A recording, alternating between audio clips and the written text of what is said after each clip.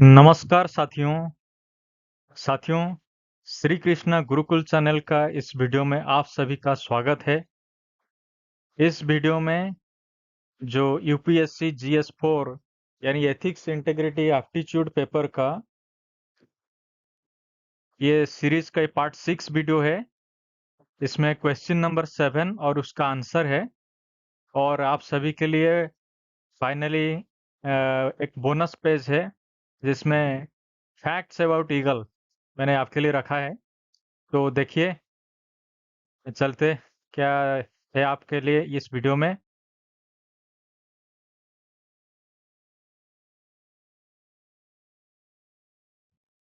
Question number 7. Examine the factors determining the morality of human acts. What are the ruling factors behind this? Answer. Analyzing the morality of human act is said to be a complex enterprise since it is affected by many conditions which are within and without. हमारे अंदर हमारे बाहर बहुत सारे कारण है जिन कारणों के वजह से हमारा जो एक्टिविटी है वो अफेक्टेड होते हैं। Most of the moralist agree that to judge the goodness or badness of any particular human act, three elements must be weighed from which every act derives its morality. What are the three elements? The object of the act, यानी हमारा मकसद क्या है। The circumstances surrounding the act, जो activity हम कर रहे हैं उसके चारों ओर क्या-क्या सिचुएशन है, क्या-क्या सर्कमस्टेंसेस है, परिस्थिति क्या है, एंड द एंड और इंटेंशन, हमारा लक्ष्य क्या है। That the one performing the act has in his mind, हमारे दिमाग में इसके लिए क्या अंत में हम पाना चाहते हैं। ये तीन फैक्टर्स है, ऑब्जेक्ट, सर्कमस्टेंसेस एंड एंड और इंटेंशन। ये तीनों फैक्टर्स रेगुलेट करते हैं जो ह्यूमन एक्ट्स है। It is that which the action of its very nature tends to produce, or in other words, it refers to the effect which an action primarily and directly causes. Cause and effect. There is always one cause behind any kind of effect. It is necessarily the result of the act without taking into account the circumstances or the end. For example, the object of setting fire to hut of a slum dweller is to burn, whereas the end might be revenge. That means our intention primarily is known as object and secondarily or finally is known as end. Basic difference, try to understand. Basic difference is at hand, quick.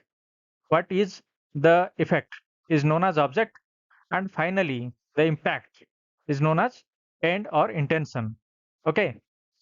The object is usually regarded as the primary factor for moral judgment of human act.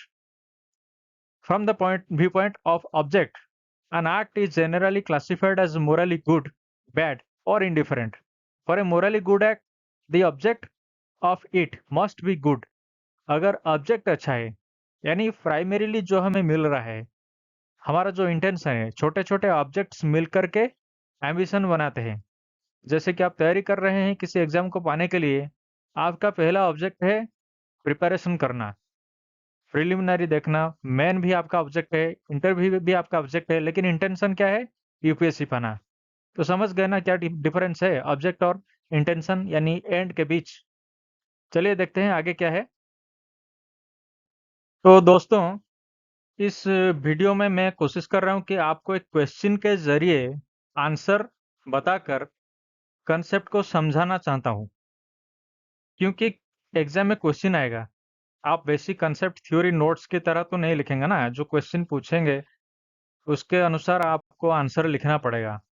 तो कैसा question आ सकता है, इसका answer क्या हो सकता है, इस वीडियो के माध्यम से मैं आपको बता रहा हूँ। इससे पहले जितने भी वीडियोस है एथिक्स के, जो वीडियोस मैंने यूट्यूब में अपलोड करके रखा है, आप मेरे चैनल में आपका आकर देख सकते हैं।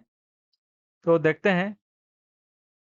These include all the particulars of the concrete human action which are capable of affecting its morality.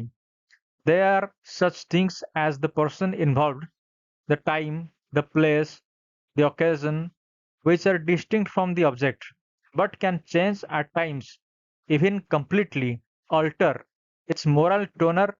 Circumstances can make an otherwise good action better. For example, giving food to a person who is almost dying of starvation.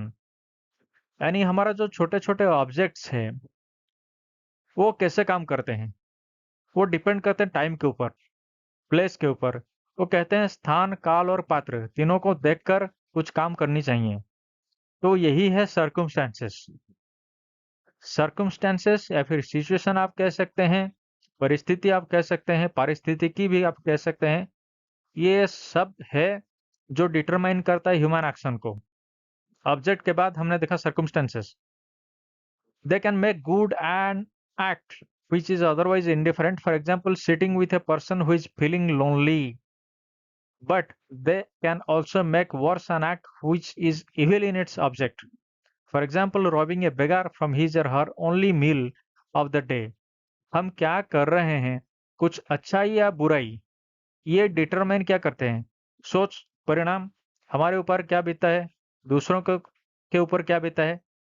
वो किसी situation में अगर तकलीफ में पड़ जाते हैं हमारे वजह से, तो हमारा काम जो है, एक्शन जो है वो गलत है। हम भी किसी अपने अपने आप को किसी सिचुएशन में डाल देते हैं जो कि हमारे लिए हानिकारक है, वो भी गलत है। Since all human actions occur in a particular context, that is at a certain time and at a certain place, the circumstances must always be considered in evaluating the moral quality of any human act. The end or intention, ये third है, ये third factor है। The end or intention of a human act is the purpose that prompts one to perform such an act.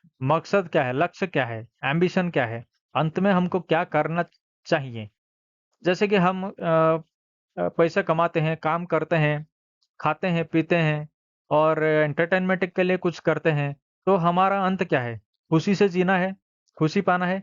ये सारे चीज़ के लिए तो हम करते हैं ना। कोई कहता है पेट के लिए करता है, हाँ, पेट के लिए तो इनकम करना ही पड़ेगा। तो हमारा अंत में लक्ष्य क्या है? वर्तमान में लक्ष्य क्या है? वर्तमान जो लक्ष्य है, छोटे-छोटे लक्ष्य हैं, वो सारे ऑब्जेक्ट्स हैं। लेकिन फाइनली किसके लिए हम लड़ रहे हैं? वो है गोल, यानी and.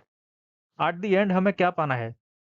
It is the reason for which the agent performs a particular act. It is the effect that the agent subjectively wills his or her action. अंत को यानी लक्ष्य को हम आगे रख करके कुछ अभी कर रहे हैं। ठीक है, देखते हैं आगे। At times it can so happen that the intention of the agent coincides with the object of the human act. कभी-कभी ऐसा लगता है कि जो हमारा मकसद है वो ऑब्जेक्ट के साथ ही समान है, इक्वल है, क्योंकि ऑब्जेक्ट जो है वो प्राइमरी गोल है और इंटेंशन जो है वो फाइनल गोल है। दोनों एक भी हो सकते हैं, इक्वल भी हो सकते हैं। For example, offering a glass of water to a thirsty person to quench the thirst, this is all of a sudden one action, it ends up quickly, means object is equal to goal. However, at other times both of them might be different. For example, a captured spy may commit suicide in order to safeguard the secret of his country. A human act to be morally good, the agent or doer must have a good intention. He must want to accomplish something that is good in one way or another. अगर कोई कुछ action लेता है, जैसे कि मैंने example दिया कि एक स्पाई अगर पकड़ा जाता है तो वो सुसाइड कर लेता है, क्योंकि उसके जरिए हम उसके कंट्री के सीक्रेट हम पता लगा लेंगे। अगर पकड़ा जाता है तो वो हानिकारक होगा उसका अपने देश के लिए, तो वो सुसाइड कर लेता है। सोचता है कि मैं जिंदा रहूं तो देश खतरे में, मैं मर जाऊं तो देश का भला ही होगा।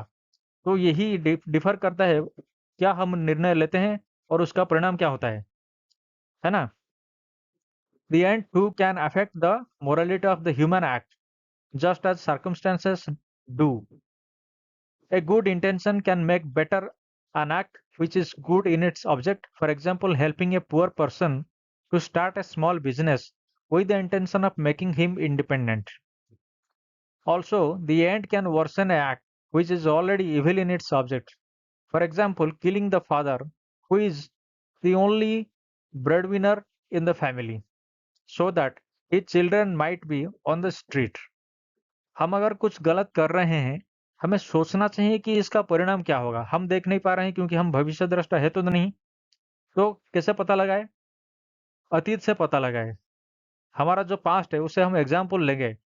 ये बंदा, ये आदमी ये किया था, उसका परिणाम ऐसा हुआ। जैसा हम कहते हैं कि हमारा जो माइथोलॉजी है, रामायण है, महाभारत है, हम देखते हैं कि अंत में हमेशा सत्य की जीत होती है। यानी जो सच्चाई है, जो सच्चे रास्ते पर चलता है, उसकी हमेशा जीत होती है। ये हमने ली है। हालाँकि देर होता है। वो कहते हैं कि भगवान के दरबार में देर है लेकिन अंधेर नहीं। तो अंत में अगर अच्छा मिल रहा है, तो उसकी शुरुआत जो काम उसने किया है, उसी को हमें अपनाना चाहिए। गलत चीज़ का परिणाम हमेशा गलत हुआ है। हालाँकि वो शुरुआत में अच्छा फल दे सकता है, मुनाफ़े में रख सकता है, लेकिन जो गलत है वो हमेशा खराब ही है, हमारे लिए, दूसरों के लिए, सबके लिए। तो we need to understand what is the intention. नियत क्या है? कर्म तो हर कोई करते हैं और कर्म का परिणाम भी बहुत कोई जानते हैं। जानबूझकर भी रावण ने माँ सीता का हरण किया था। लेकिन लेकिन अगर वो पहले से भाँप लेगा कि नहीं, मैं कुछ करूँगा तो ये मेरी अंतरात्मा से, मेरी जो कॉन्साइंस है, वो इसे गलत कहता है, तो मैं इससे हट जाऊँगा। To a great extent, many of the actions that we do, which otherwise might be indifferent morally in themselves, but they receive their moral quality from the intention behind them. According to moralists, a human act is said to be morally good when it is good in its object. नियत अच्छी होनी चाहिए. Circumstances and also in the intention. Environment अच्छा हो ना हो, अगर environment अच्छा हो, फेवरेबल हो, तो हो सकता है हम कामयाब बन जाएँगे।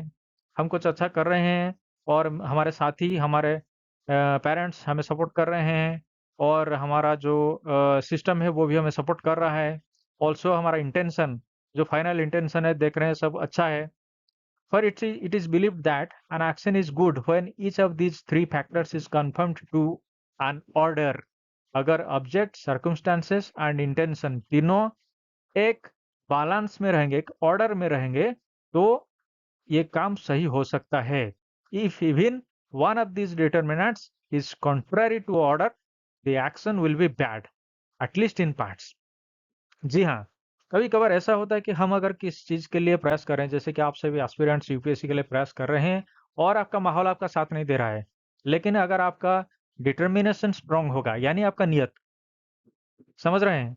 अगर ये स्ट्रांग होगा और आपका इंटेंशन, मैं सही के लिए यूपीएससी की कोशिश कर रहा हूँ, ऐसा सोच अगर आप में आएगी, तो यकीनन आप कोशिश करेंगे कि सर्कमस्टेंसेस जो है, जो सिस्टम है, उससे काउंटरैक्ट करने की कोशिश करेंगे, लड़ाई करने की कोशिश करेंगे। हो सकता है आप लड़ाई में हार जाएँ या फिर जीत जाएँ, ये तो आपका किस्मत ही बताएगा आपको कि आगे क्या होगा, ये तो भविष्य में है। लेकिन लेकिन जो मकसद है, वो अगर अच्छा हो, तो कोशिश करनी ही चाहिए। अगर हम फेल भी हो जाते हैं, तो कुछ ना कुछ ज़िंदगी में सीख लेते हैं।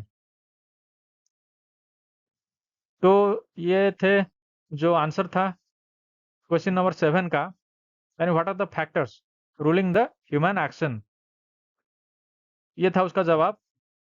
चलिए देखते हैं बोनस पेज के में आपके लिए क्या रखा है।